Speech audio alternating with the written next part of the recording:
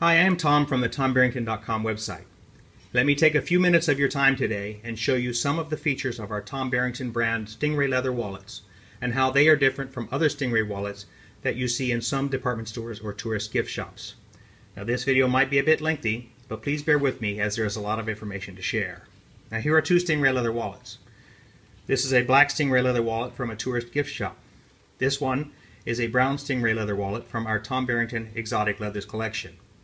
The first visible difference between these two wallets, other than the color of course, is this big white diamond or eye that is painted on the surface of this leather.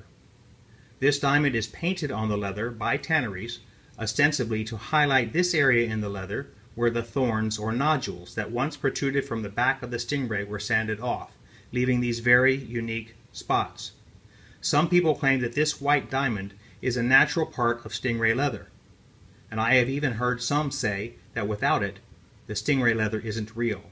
That is simply not true. This white diamond is painted on the leather using a stencil and does not exist on a real stingray fish. It is not a natural part of stingray leather. I talk about this more in another one of our videos. On our wallet, you can see that there is no white diamond painted on the leather. This is a choice that I made when we first started making these Stingray wallets a few years ago. For me, I love the natural caviar texture of stingray leather and think that painting a big white spot on the leather just to show you where nodules or thorns used to be on the stingray fish takes away from this natural beauty that is inherent in stingray leather. For that reason, we do not have the white mark painted on our stingray that we use to make our products. The next big difference between our bifold wallets and this gift shop wallet is the way that the edges of the Stingray wallet are constructed. On this gift shop wallet, you can see that around the edges of the wallet there is a leather frame running around the edge. This is called a turned edge construction technique. It gets its name from the way the leather used on the inside of the wallet is thinned down and turned over the edge of the stingray leather, glued down and stitched into place. Many wallet companies do this for a few reasons. Number one, caviar stingray leather like this is covered in thousands of small bumps or beads that give the leather its caviar nickname. These beads are made of calcium. As you can imagine, calcium is very hard, and sewing needles do not penetrate calcium very well.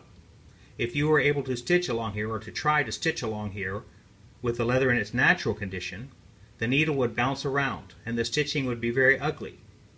So most wallet companies cut the stingray leather to size, then they run a grinding stone down the edge of the calcium here and sand this down to the substrate leather below. This then gives them a leather that they can sew and attach the wallet interior to the exterior. But since that leather below the calcium is not very beautiful in itself, they roll this leather over the top, glue it, and sew it together.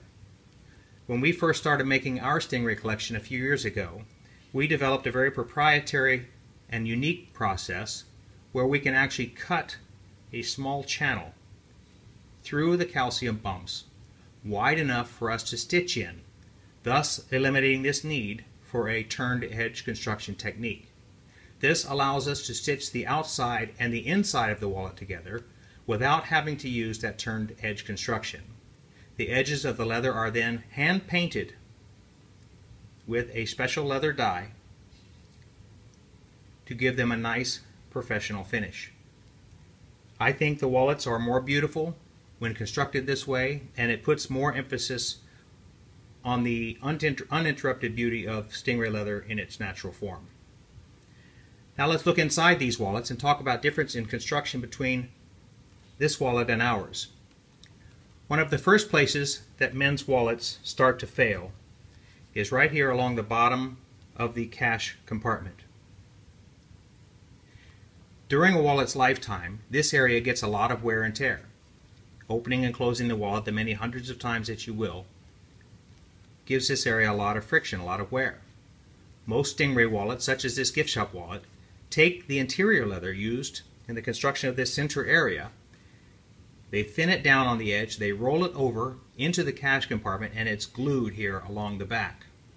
Over time and use, this glue comes undone, and you will start to see this area of the wallet fall apart.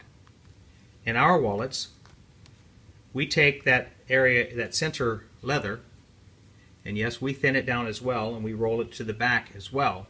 We also glue it, but we take an extra step and we add a row of stitching along here, as you can see, to hold this in place a lot longer, so that after many thousands of times opening and closing, this will not come undone and not come unglued.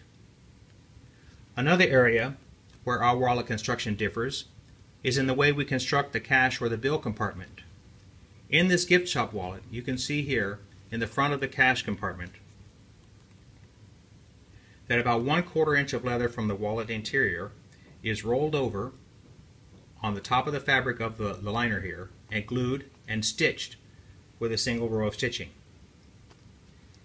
In our wallets, we also use the interior leather, but we also put a reinforcing band along the top here.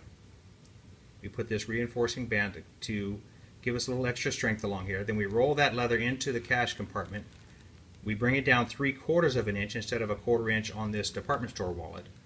And then we run a double row of stitching along here to give this a lot more strength. We also stitch down through the cash compartment into the fabric divider here so that this also doesn't pull away from the wallet interior.